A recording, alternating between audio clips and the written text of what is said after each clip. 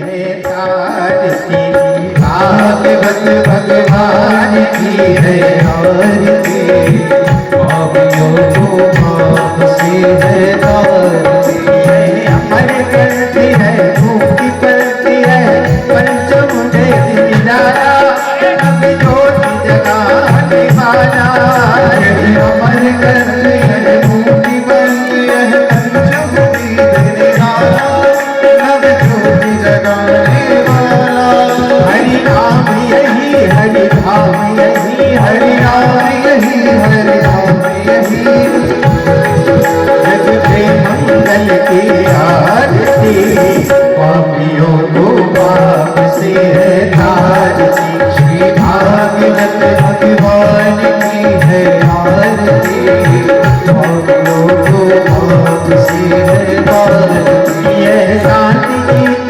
पावन पुनीत पापों को मिटाने वाला, हरि तरस कराने वाला, यह शांति गीत पावन पुनीत पापों को मिटाने वाला, हरि तरस कराने वाला, ये सुख करनी है दुख हरनी है, सुख करनी है दुख हरनी, हे मधुसूदन की आरती, पापियों को पाप से है तारती, श्री भागवत भगवान की है आरती, पापियों को पाप से है तारती, यह मधुर बोल जगपत कौन सन्मान बताने वाला, बिगड़ी को बनाने वाला, यह मधुर बोल जगपत बोल पापों को मिटाने वाला, बिगड़ी को बनाने वाला, श्री राम यही घनश्याम यही, श्री राम यही घनश्याम यही, मेरे राम यही मेरे श्याम यही, मेरे राम यही मेरे श्याम यही, प्रभु की महिमा की आरती, पापियों को पाप से तारती, श्री भागवत भगवान की है आरती, जय हो पापियों को पाप से तारती, कर्पूर गौरम परमावतारम जटाधारम दुर्गेन्द्रधारम सदानन्दं हृदयारविन्दं सत्यं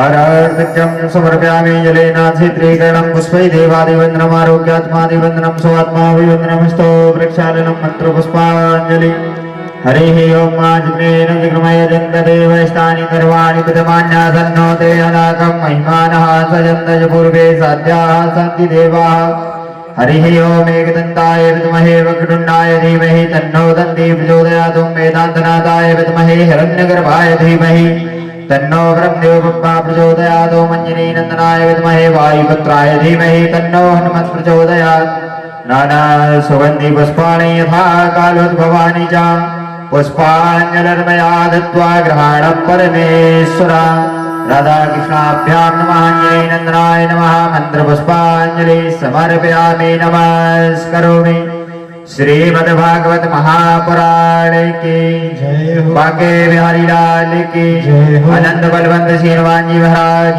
की जय हो, दुर्गा महारानी की जय हो, टेकरी धाम की जय हो, यज्ञ नारायण भगवान की जय हो, नमः पार्वती पते हर हर महादेव, जय जय श्री राधेश्याम श्री नमः अंजनी नंदनाय नमः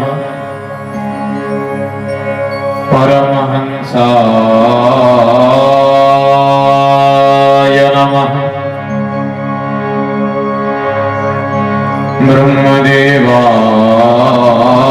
ब्रह्मदेवाय नमः विघ्नेश्वराय वरदाय सुरप्रियाय लंबोदराय सकलाय जगद्धिताय नागाननाय श्रुतियज्ञविभूषिताय गौरीसुताय गरुणाथ नमो नमस्ते। गंगातरंगरमणीय जटाकलापं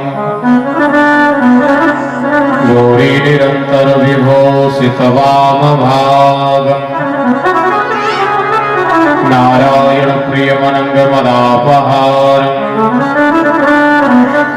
वाराणसीपुरपतिं भज विश्वनाथम्। नीलाम्बुजगश्याममलकोमलाङ्गम् सीता समारोह कृतवामभावम् पाणो महासायक चारुचापम् नमामि रामं रघुवंशनाथम्। सच्चिदानंद रूपाय विष्णुरपत्यादिहीतवे तापत्रय विनाशाय श्रीकृष्णाय वयं नमः।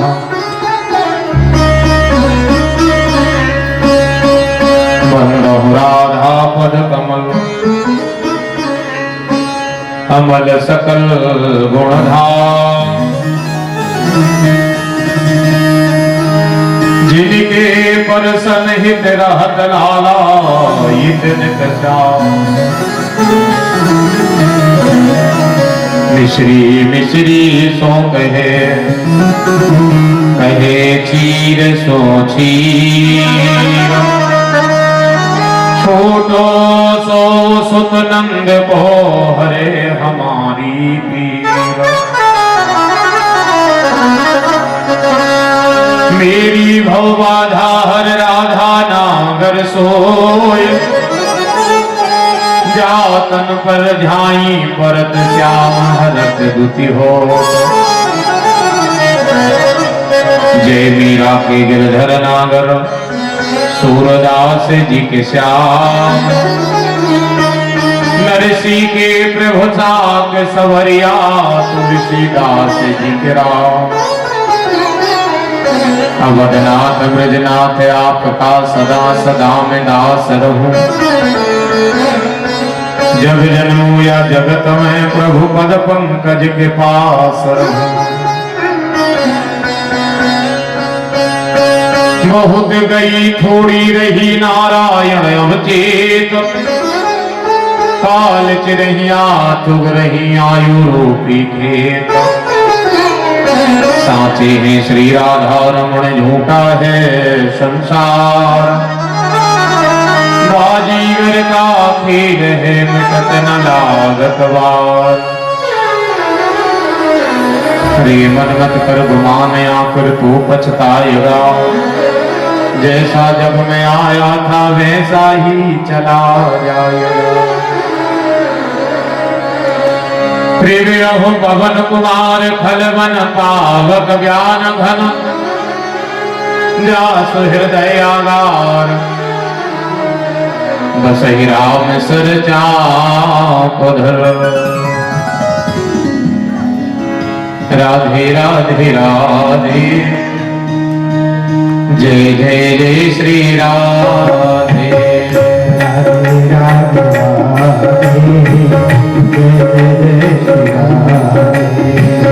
राधे राधे राधे जय जय जय श्री राधे।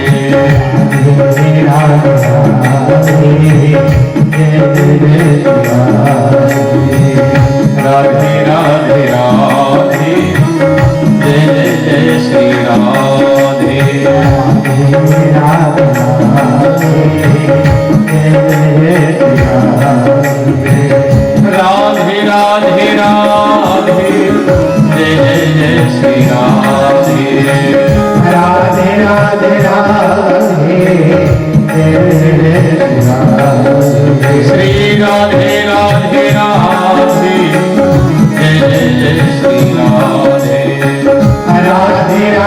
राधे जय जय श्री राधे राधे राधे जय जय जय श्री राधे राधे राधे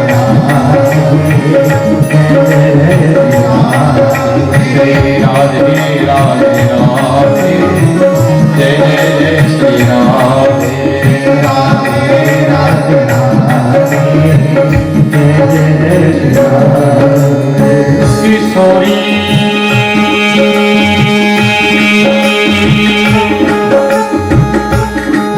तेरे चरणन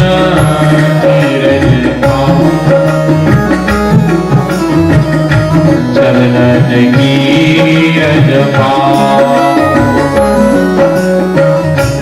जारज को ब्रह्मा दिग दरसत वह रज शीश चढ़ाओ वह रज शीश चढ़ाओ व्यास स्वामी के मुख निर्भत कृष्ण कथा रस गाओ जीवन सफल बनाओ राधा रानी के मुख निर्भत कृष्ण रस रस गाओ जीवन सफल बनाओ राधा राधा जय हो राधा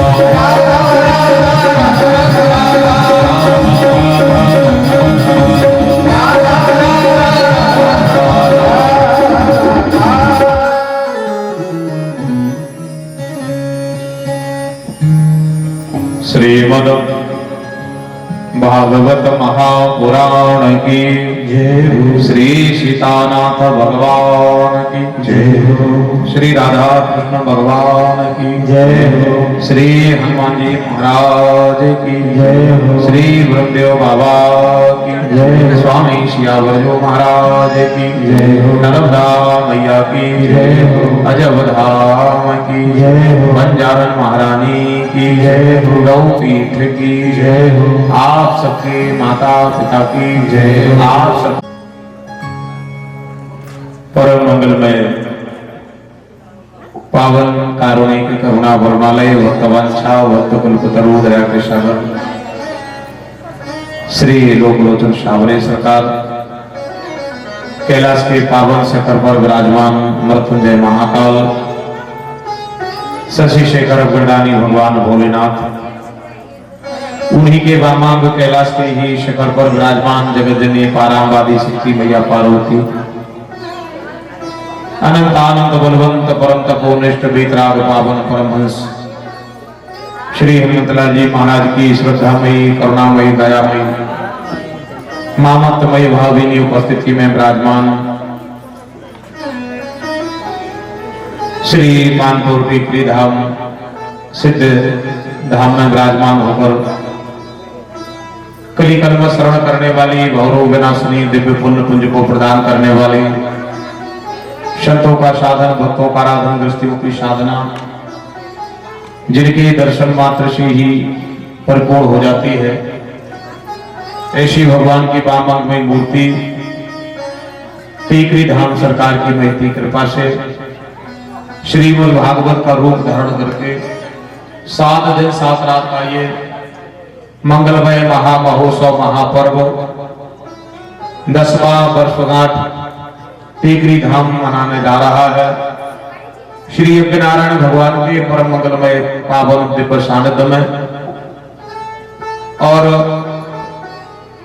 इस धाम के कुशल सूत्रधार सेवक तन मन धन के द्वारा टीकरी धाम में जिन्होंने अपना जीवन समर्पण करके रखा है, इस यज्ञ के मुख्य यजमान भी हैं और श्रीमद् भागवत कथा के इस धर्म गादी पर विराजमान होकर के अपने परिवार अपने पितरों के निमित्त सुख समृद्धि नगर क्षेत्र कल्याण हितार्थ जन जन की पीड़ा की निवृत्ति के लिए आयु आरोग्य के लिए सुख समृद्धि और वृद्धि के लिए सकल जन कल्याण हितार्थ सर्वभूत कल्याण हितार्थ जिन्होंने ये संकल्प सत्य संकल्प अपने कर कमलों में लिया है, ऐसे इस कार्यक्रम के सूत्रधार और यजमान सम्मान्य पंडित जी श्री रूप सिंह भैया जी, उनकी गृह स्वामी और इस धर्म यज्ञ में जितने भी यजमान वर्ण हो रहे हैं, अतिशय नहीं मैं परम बड़भागी उनको कहूंगा।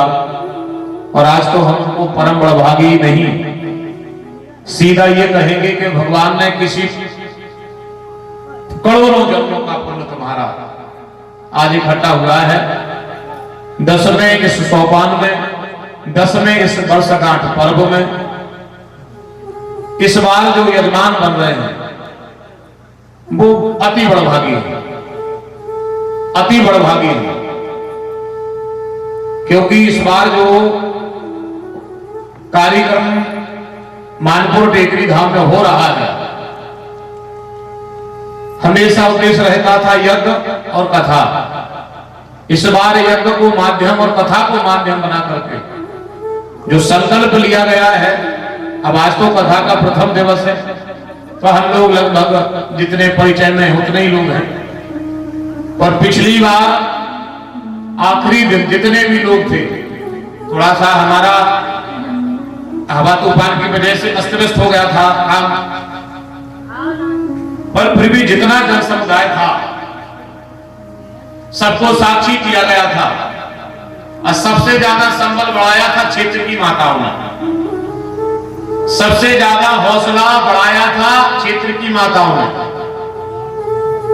जब हमने व्यासगाजी के माध्यम से कहा था कि अगली बार अगर हम कथा करने आएंगे, 2 साल से हम आप सबकी सेवा कर रहे हैं, तीसरा वर्ष आप सबके दर्शन का है, तो मैंने आप सबसे कहा था, राजा भैया से भी कहा था कि तीसरे वर्ष अगर आप हमें कथा के लिए बुला रहे हो तो मंच के माध्यम से तो मैंने सबसे कहा था, पर यहाँ व्यासगादी से नीचे जब राजा भैया से हमारी सलाह हुई, पंडा जी से और सभी हमारे जो यजमान थे क्षेत्र के सभी वरिष्ठ लोग, सबसे मैंने आग्रह किया था कि अगली बार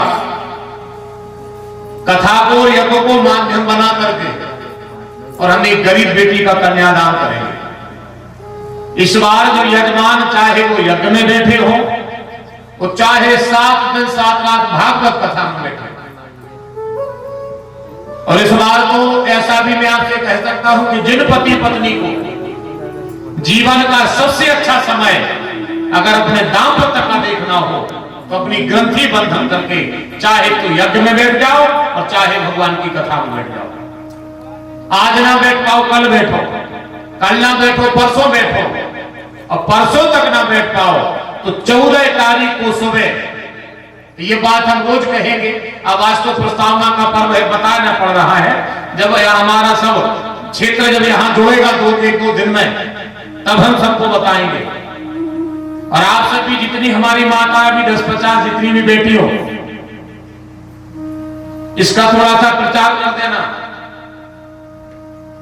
रोज ना बैठ सकते तो कोई दिक्कत नहीं है, पर 14 तारीख को जब हम उस गरीब बेटी का आपात कछावन करेंगे, जब कन्यादान यज्ञ मानपुर टेकरी धाम संपन्न करेगा, उस समय दुनिया का हमारे जीवन का सबसे अच्छा समय रहेगा जब एक बेटी का कन्यादान हम पूरे पंडाल से मिल करके करेंगे।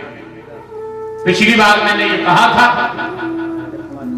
सबसे ज्यादा संबल माताओं ने बढ़ाया था। सब माताओं ने कहा था कि महाराज जी हमारे कछु ने कर पे हैं, अगर कुछ भी नहीं कर पाएंगे तो जो भी हमारों के पास रहे हमारे कन्यादान यज्ञ में मिले। बहुत ज्यादा सहयोग नहीं कर पाएंगे तो जो भी वो समय रहे वो कन्यादान यज्ञ की डबला में डाल, तो रघुवंश के घड़ा में डाल। तो ये उद्देश्य जो इस बार भगवान की कथा का है, वो भागवत कथा भी कह रही कि हम भी सेवा कर रहे हैं, और यज्ञ भगवान कह रहे हम भी सेवा कर रहे हैं। और दोनों की सेवा का प्रतिफल ये है कि हम सब क्षेत्र के मिलकर के फूल पखरी इकट्ठी करके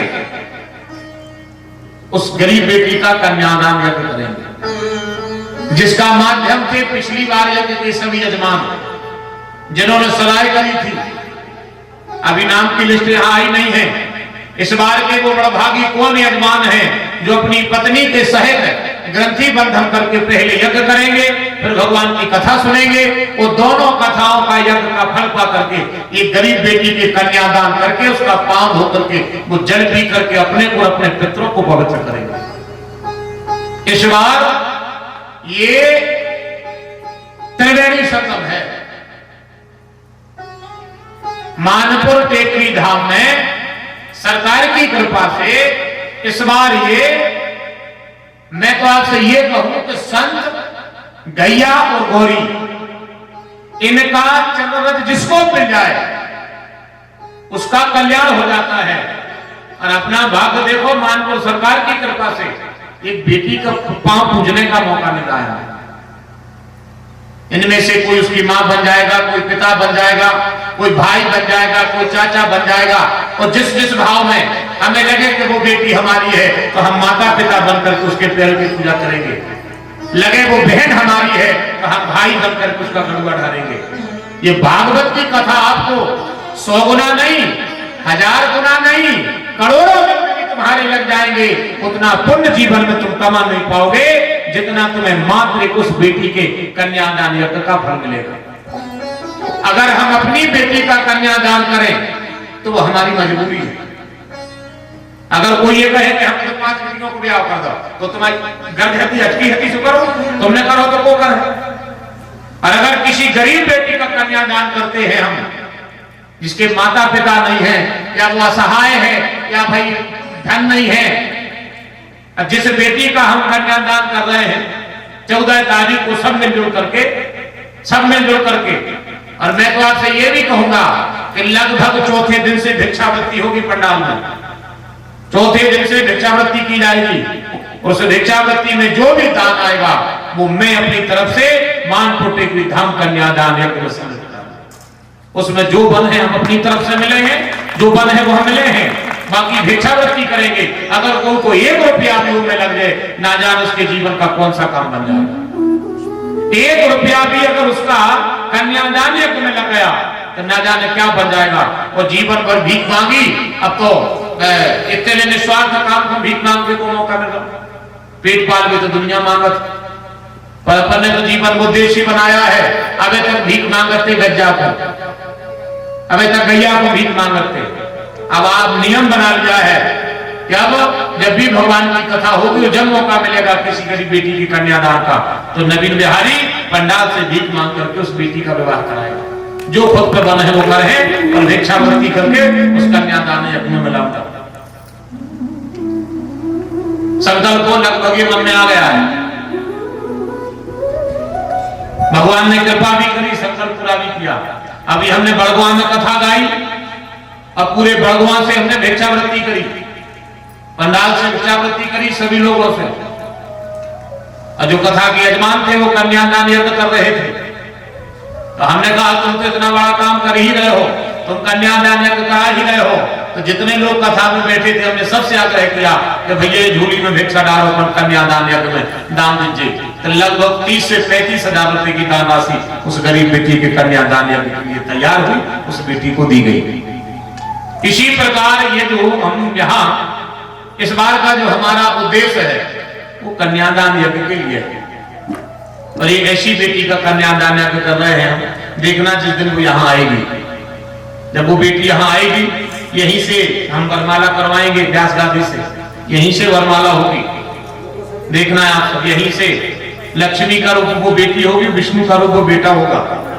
यहीं हम उसके पांव पुजाई करेंगे और फिर ये मैसेज जाएगा जहां तक जा पाएगा कि धन्य है मानपुर टेकरी धाम। पंडा जी, सभी यजमान और इस माध्यम राजा भैया और आप सब मिलकर के जिन्होंने ये बैठ करके ये संगोष्ठी करी थी कि अगली बार कथा में हम एक गरीब बेटी का विवाह करेंगे और भगवान की कृपा रहेगी तो इस बार हम एक बेटी का विवाह कर रहे हैं। ठाकुर जी अगर शरीर सुरक्षित रखे, किसी प्रकार की आपका विपदा जीवन में न आई और आप सबका प्रेम स्नेह ठाकुर जी की महती कृपा, व्यास गादी की कृपा बनी रही तो अपन ज्यादा न कर भी तो हम इस साल 2 कर देंगे, 2 के बाद कर दे जो 3 और फिर 4 फिर से 11 और जब तक भगवान की कृपा रहता है एक बढ़ाती रहे। एक अपन पहली अपने कन्यादान यज्ञ की नींव रख रहे हैं। अब मानपुर धाम जाने स्तंभ कैसा बनवाना है उनके लिए अभी तो केवल अपने प्रयास करना, हमें तुम्हें कुछ नहीं है करना, तो टेकरी धाम सरकार को है, उनकी इच्छा है कथा हुई विश्राम दिवस पे तो ऐसी घोषणा हो जाए। साल भर बड़ी तैयारियां चली और खूब थोड़ा सा देखो भाई मौसम है, अब जेठई को महीना है तो थोड़ा मौसम से इधर उधर हो जाता है और कोई बात नहीं। अधिक से अधिक लोगों को आना है। चैनल के माध्यम से जो लोग सुन रहे हैं उनसे भी मैं आग्रह करता हूं कि आप भी मानपुर टेकरी धाम पधारें। अब तक मैंने 2 साल में कभी नहीं कहा चैनल के माध्यम से, पर इस बार मैं चैनल के माध्यम से भी कह रहा हूं कि 13-14 तारीख में मानपुर टेकरी धाम में सभी मेरे प्रेमी, मेरी कथा के श्रोता, ठाकुर जी के कथा के रसिक जन जरूर पधारें। उस बेटी के कन्यादान यज्ञ ना जाने कौन से जीवन का सत्कर्म उदय होगा, आप उस पर्व का दर्शन करोगे और ना जाने कौन सी बिगड़ी बात वो कन्यादान के चरण तुम्हारी बना करके चले जाएंगे। जब जब भी बेटी वो संसार में लीला करेगी, मानपुर टेकरी धाम के लिए वो भगवान से प्रार्थना करेगी और मानपुर टेकरी धाम की कृपा आप सब पर नित्य बरसती रहेगी। आना जाना तो जीवन का नियम है, पैसा झेला जिंदगी को नियम है, कमे भी तय घरों में संतान लड़ बिगुर में लठ दे हैं, बिगुर में लठ दे हैं जो ही होने पैसा को रखा होने आधो कचोरी में चलो जे, आधो थाने में चलो जा, कोर्ट में चलो बचो जो अस्पतालों में चलो जे, कितने कचू कचू ने कचू कई है मतलब हम कहते लड़े बड़े हैं ने उल्टे सीधे कर्मों में लगे हैं, भाई लड़े बड़े ने उल्टे सीधे काम में लगे। जरूरी है कि जिस हिसाब से आपने कमा के रखा है बेटा वैसे उसका निर्वाह करेगा। बिरले बेटे हैं ऐसे जो पिता की नाम की सम्मान के लिए जीवन में छाप कर दी थी, बिरले बेटे हैं। तो ये तो संसार का नियम है, कुछ काम जीवन में अच्छे कर लो। सबसे अच्छा काम तो आप लोग ये कि जितने यज्ञ में यजमान बैठे बहुत बड़े बड़भागी हो भैया। 3 काम कहते हैं कि 3 काम अच्छे नहीं होते, 3 काम अच्छे नहीं होते और दुनिया के ये 3 काम नहीं अच्छे होते, इनको त्रिवेणी कहा गया है।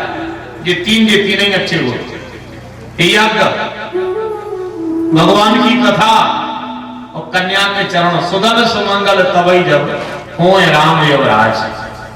भगवान की कृपा होती है जब दृष्टि को ये 3 सौभाग्य मिलते हैं। बेटी का विवाह हो, मंडप लगे, भागवत की कथा का मंडप लगे और यज्ञ भगवान का मंडप लगे। मंडप 3 अगर कहीं अच्छे हैं तो धर्म के ही अच्छे हैं। तीनों धर्म के मंडप लगे हैं। एक धर्म में यज्ञ हो रहा है, एक धर्म में कथा हो रही है और एक धर्म मंडप में एक गरीब बेटी के कन्यादान यज्ञ की तैयारियां हो रही है। बढ़ चढ़ के तैयारियां कर रहे हैं सब लोग। ऐसा विवाह करेंगे हम तो उसको ये ना लगे कि इनमें हमारी माँ कौन है, हमारा भैया कौन है और हमारा पिता कौन है।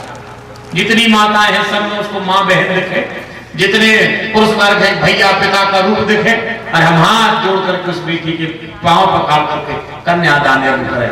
मुझे तो बड़ी प्रसन्नता है साहब, इसलिए कि मानपुर धाम की बड़ी कृपा है और पंडा जी का भी बड़ा स्नेह है, राजा भैया का बड़ा प्रेम है कि इस महापर्व में गोता लगाने में वाणी से सेवा करने का सौभाग्य एक बार फिर हमें मिल गया।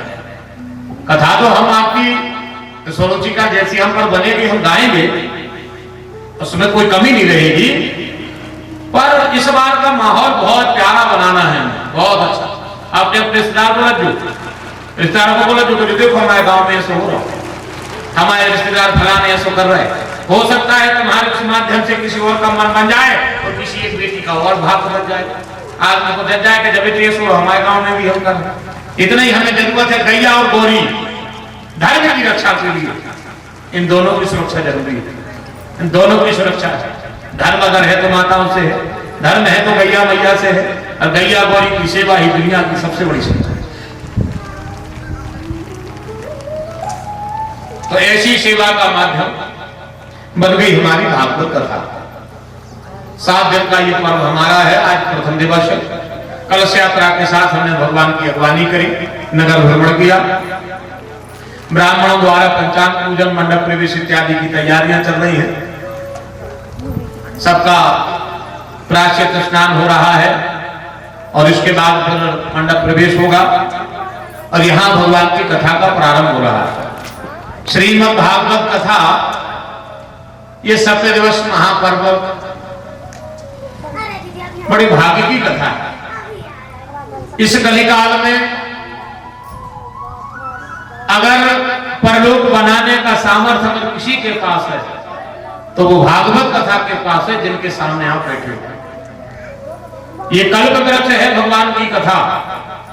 आपने हरे मंडप में बैठ के कन्यादान करी, परिवार भगवान ने कृपा करी, आप कल्प वृक्ष के नीचे बैठ करके कन्यादान करोगे, क्योंकि भागवत की कथा इस कलयुग में कल्प वृक्ष है और कल्प वृक्ष की छाया में बैठ करके हम उस यज्ञ को संपन्न करेंगे। 7 दिन का ये संग है हमारा तुम्हारा। एक बार फिर भगवान की कथा की बड़ी महिमा है। यथा नाम तथा गुण, पहले दिन की महिमा बड़ी है। भागवत जो केवल भाग्य की बात करे, जो बिगड़े भाग्य को बनाए, बिगड़े भाग्य को विधाता से मिला दे, वो भागवत की कथा है। अब कुछ चर्चाएं करें हम आप सबसे, क्योंकि समय की प्रेम पराकाष्ठा को धीरे धीरे विश्राम की तरफ भेजना है। थोड़ी तैयारियों में भी विलंब हो गया और थोड़ा सा मौसम ने हमें परेशान कर दिया, पर कोई बात नहीं है, सब दादा की कृपा है, सही है सब। शेष जो तैयारियां हैं वो कल तक के सत्र में संपन्न हो जाएंगी।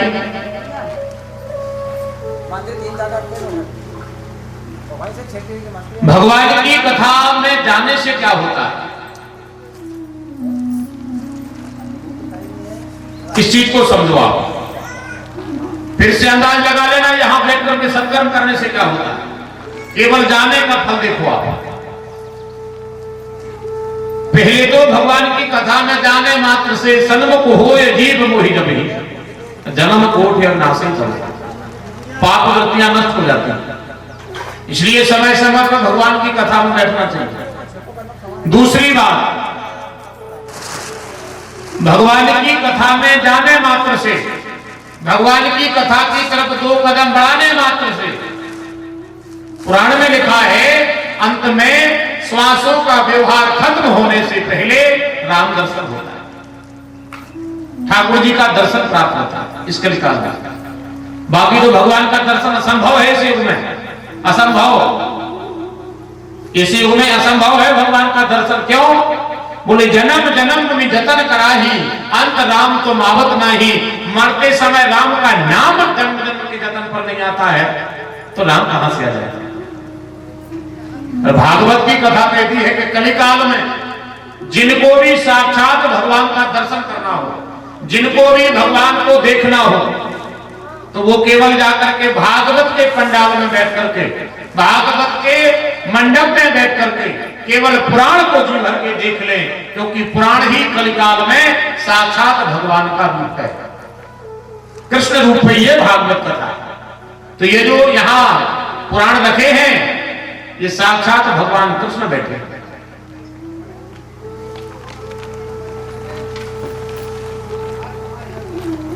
इनके दर्शन करने मात्र में इस संसार में श्वासों का व्यवहार छूटने से पहले राम दर्शन होता है, ऐसा भागवत की कथा पुराणकारों का कहना है। दूसरी बात, भगवान की कथा में बैठने से, भगवान की कथा में बैठने से पिछला जन्म बनता है। जो जन्म हम कथनी करनी करके आए हैं और वही इस युग में हम भोग रहे हैं, परेशान हो रहे हैं, वो परेशानियों का जो कारण है वो कारण खत्म हो जाता है। पिछले जन्म का है वो खत्म हो जाता है। और कथा सुनने से, आने से राम दर्शन, बैठने से पिछला जन्म, उस सुनने से हमारा पितृलोक प्रसन्न होता है। 3 काम भगवान की कथा करते हैं। महापुरुषों ने विचार किया कि कलिकाल में पुराण तो 18 है, महत्व भागवत की कथा का ज्यादा क्यों है? तो महापुरुषों ने कहा कि जानते हो पुराण कम कोई नहीं है, सबकी अपनी अपनी महिमा है। पर एक बार पुराणों में सब गोष्ठी हुई, बैठक हुई। अब एक काम करो भैया, किसी को पुराणों का मुखिया बना दो 18 में से। 18 में से एक आध को पुराण को मुखिया बनाओ। किसको बनाया जाए? अब बोले 18 जने हैं, अपन पंचायत कर ले, जो कोई लगन लगो अपन बना देंगे। तो बोले भैया ऐसे में तो कोई को बुराई भी आ सकता, किसी को भाई 17 जनों को मन एक थोड़ी हो सकता।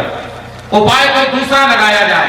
तो सब मनीषी, महात्मा, विद्वान, हमारे परमहंस, हमारे भारत का टिका की शोभा तपोनिष्ठ संत, देवता सब इकट्ठे हुए और सबने कहा एक काम करो, मैदान में एक तराजू लगाओ, एक तराजू लगाओ मैदान में, और एक पुराण इतर पे और 17 पुराण इतर पे रखो।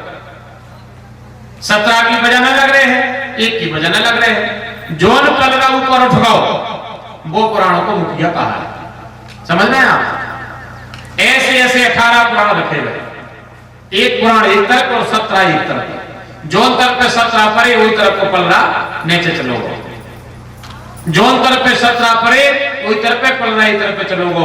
और जैसे ही भागवत को मौका आओ, भागवत एक तरफ पे और 17 पुराण एक तरफ पे, और जैसे तराजू को उठाया, धड़ाम की आवाज आई और भागवत का पलरा जमीन में धस गया।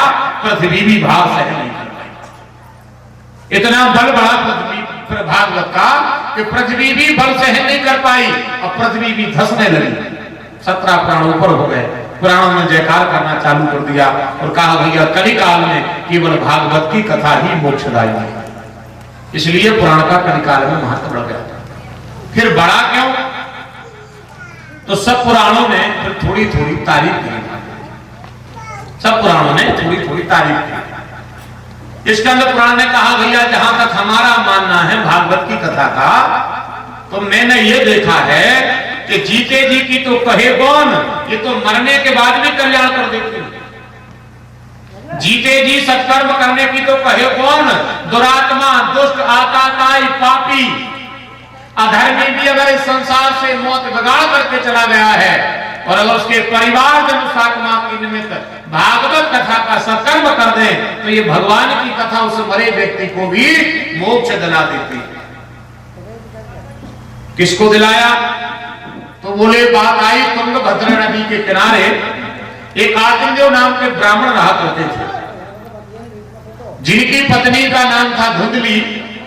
इनके यहां एक बेटा हुआ जिसका नाम था धुंधकारी। ये धुंधली की बहन का बेटा था, आत्मदेव का तो नहीं था, उनकी बहन का बेटा था। और इन्हीं के यहां एक संत की कृपा से गैया के गर्भ से एक बेटा हुआ। एक का नाम पड़ गया धुंधकारी, जो धुंधली की बहन का बेटा था, और एक का नाम पड़ गया गोकर्ण, जो संत का प्रसाद था, जो गैया के गर्भ से आया। थोड़े थोड़े से दोनों बालक बड़े हुए और जैसे ही बड़े हुए तो समय आने पर वो बनारस गए विद्याध्ययन करने के लिए। श्री गोकर्ण जी तो विद्याध्ययन करने लगे, ये धुंधकारी लड़काओं को साथ लेकर के वापस आ गए। मताजी के पेट में पथरा बांधो, कुकर में पटक दो, बाप को घर से निकाल दो। और एक दिन सब लड़काओं ने मिलकर के पर बांध करके मुंह में भौंकने हुए अंगारे भर दिए। मदिरा पान दूध कीड़ा अगम्या रमण ऐसे इसके व्यवहार हुआ करते। मर गया आग से जलकर, भयानक प्रेत बना, कई वर्षों तक प्रेत बना रहा। जब श्री गोकर्ण जी तुंगभद्रा लौट करके आए, गांव खाली हो गया था पूरा दुष्ट के प्रभाव से। तो श्री गोकर्ण जी ने जब पता लगाया उनको बड़ा दुख हुआ कि पिताजी ने घर छोड़ दिया है, मां को कुएं में फेंक दिया है और हमारा भाई वो भी ऐसी ऐसी स्थिति में मर गया। और जब उन्होंने रात्रि विश्राम किया एक वृक्ष के नीचे, तो वहीं से आवाज आई, ए भैया हमें बचा ले, ए भैया हम बड़े कष्ट में हैं, ए भैया हमें बचा ले, हम बड़े कष्ट में हैं। गोकर्ण जी ने कहा कौन हो तुम? उसने कहा कि हम तुम्हारे भैया हैं धुंधकारी। धुंधकारी तुम प्रेत कैसे बने? तो धुंधकारी ने कहा कि भैया हम तो प्रेत बन गए, पर हम संसार से प्रार्थना कर रहे हैं कि जीते जी कभी अपने माँ बाप को कष्ट नहीं देना, जीते जी जीवन में कभी कुकर्म नहीं करना, जीते जी जीवन में कभी ऐसा काम नहीं करना जिससे तुम्हारी अधोगति हो जाए जो आज मेरी हुई है। जिससे तुम्हारी अधोगति हो ऐसे जीवन में कोई काम नहीं करना। और मैं तो संसारी से यही कहता हूं कि काया की चार पलकियां समर समर झूलत रहियो, ये भैया धोखा न खा जाइयो। ये धुंधकारी कह रहा है, बचपन भी हमने बिगाड़ लिया। ये काया की चार पलकियां समर समर झूलत रहियो, ये भैया धोखा न खा जाइयो। बालापन भी नष्ट नहीं कर लेना, और घर वालापन बिगड़ जाए तो दूजेपन में आ गई जवानी। जरा सतर्क रहना, दूजेपन में आ गई जवानी तो परक्रिया से बचे रहियो, ये भैया धोखा न खा जाइयो। हो सकता है जवानी भी गर्दिश में चली जाए तो बुढ़ापे पर गौर कर लेना, चौथेपन पर गौर कर लेना। तीजेपन में आ गो बुढ़ापो, लठिया लेके ने पछतइयो, ये भैया धोखा न खा जाइयो। कहा थे कबीर सुनो भाई सब जन, चौथेपन में राम को सुमरन समय समय पे करत रहियो, ये भैया धोखा न खा जाइयो। उसने कहा कि भैया मैंने जीते जी मां बाप को भी कष्ट दिया और जितने पुकार मोती सब करे हमने, आज उन्हीं गणिकाओं ने मिलकर के हमें जला करके राख कर दिया और मैं प्रेत बन गया। इसका जो पुराण कहते हैं, फिर श्री गोकर्ण जी ने गया जी में जाकर के 1000 पिंड किए धुंधकारी, जब वो तरा नहीं तब उन्होंने जाकर के एक 7 गांठ के पास में नारियल में उस प्रेत को बुलाया और यही कथा भागवत श्री गोकर्ण जी ने सुनाई। जैसे 7 दिन की कथा भई, बांस की ग्रंथि फटी, एक चतुर्भुज रूप लेकर के व्यक्ति देवता बनकर के प्रकट हुआ और विमान में बैठकर के गोलोक धाम को चला गया। मृत्युलोक में भागवत की कथा की जयकारी लगने लगी। ऐसी है भगवान की कथा श्री स्कंद पुराण में। और कैसी है? तो फिर कहा गया कि एक बार भक्ति मैया मृत्युलोक में आई, दोनों बेटे ज्ञान वैराग्य को बुलाई और जैसे ही गुजरात में गई 80 साल के कोई बेटा पूरे हो गए, 80 की भक्ति हो गई पूरी।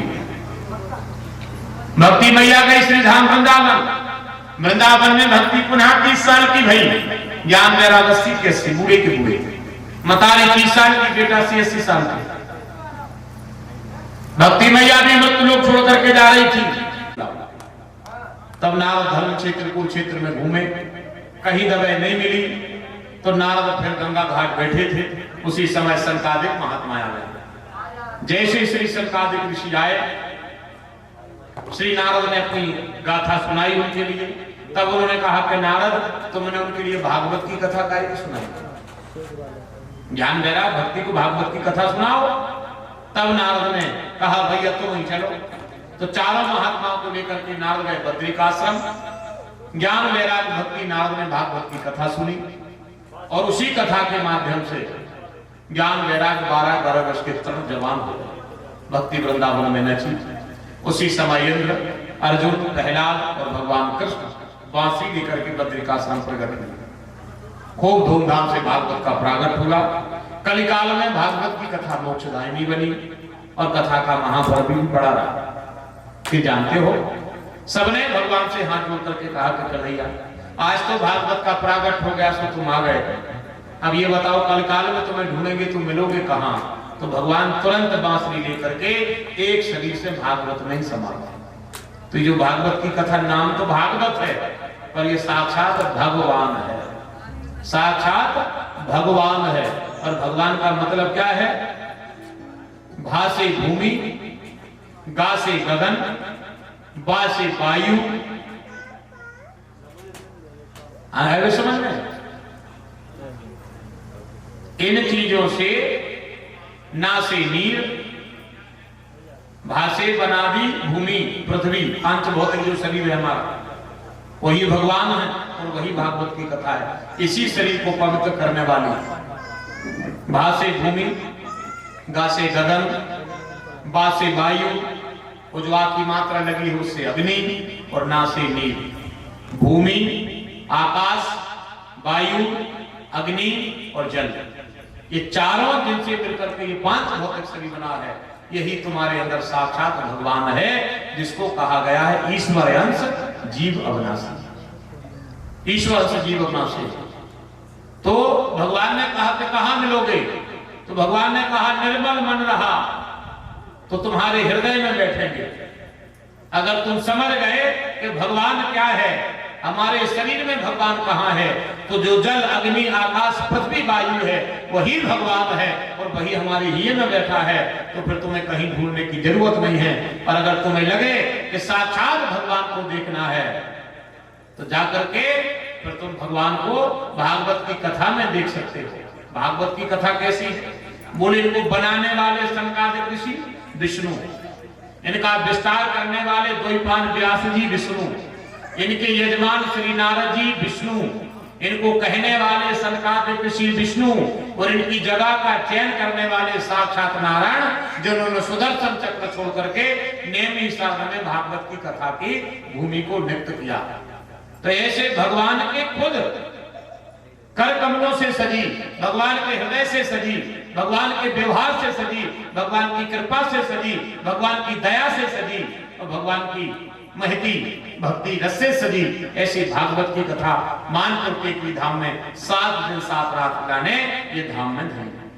अब इस धाम में तो भगवान की कथा धरी, अब हमारे हृदय में कैसे धरी जाए, उसके लिए हमें आना पड़ेगा, प्रयास करना पड़ेगा, सुनना पड़ेगा, जो बातें कहीं हमको मानना पड़ेगा। और जब हम मानेंगे तो निश्चित है कल्याण होगा।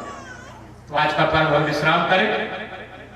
आप सब आगे भगवान का जो भी सत्कर्म रह गया है उसको आगे विस्तार से हमारे आचार्य जन संपन्न करेंगे। अब हम पुराण की आरती करें तो जो भी माताएं बैठी हैं आप ही खड़ी हो जाओ और आइए भगवान की आरती करो। और कल ठीक समय 3:30 बजे से 6:30 बजे तक भगवान की कथा गाई जाएगी। आप सबसे मेरी माताओं से प्रार्थना है, आसपास के अपने सखा, अपने परिवार, अपने प्रियजन, अपने परिजन, माताओं को निमंत्रण देंगी और पुरुष वर्ग को निमंत्रण देंगे। माताएं अपनी सहेलियों को और पुरुष वर्ग अपने सखाओं को क्षेत्र में निमंत्रण करेंगे और सबकी हम सेवा करेंगे इस धाम में बैठकर। तो सभी को हृदय से, प्रेम से और बड़े भाव से आप सबको बुलाना है, बड़े मान पान से आदर करना।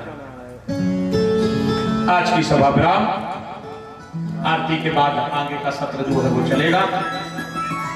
बड़े प्रेम बड़े भाव के साथ सभी लोग आरती का दर्शन करें। बड़ी प्यारी सी आरती भगवान की संपन्न हो। चंद्रमा मनसो जातो सूर्यो अजायतो श्रोतार्वा यस्य प्राणस्य मुखादग्नि अजायतो। बाके बिहारी तेरी आरती गाऊं श्री बाके बिहारी तेरी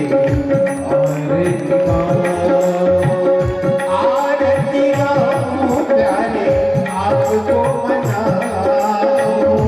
आरती गाऊं प्यारे आपको मनाऊं।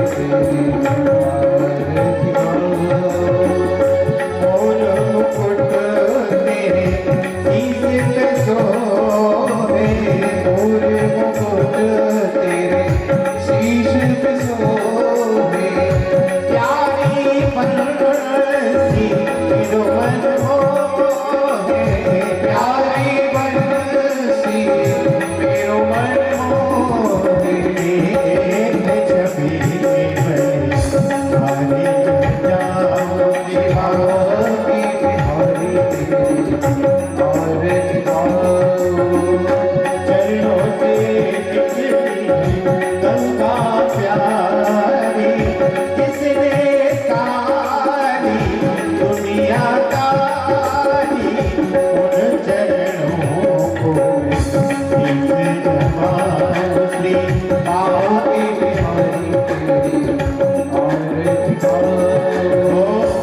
संग सोने कृष्ण भानुलारी कविता के साथ सखिया प्यारी वास सदा श्री पावे हरि श्री हरिदास के प्यारे तुम हो मेरे जीवन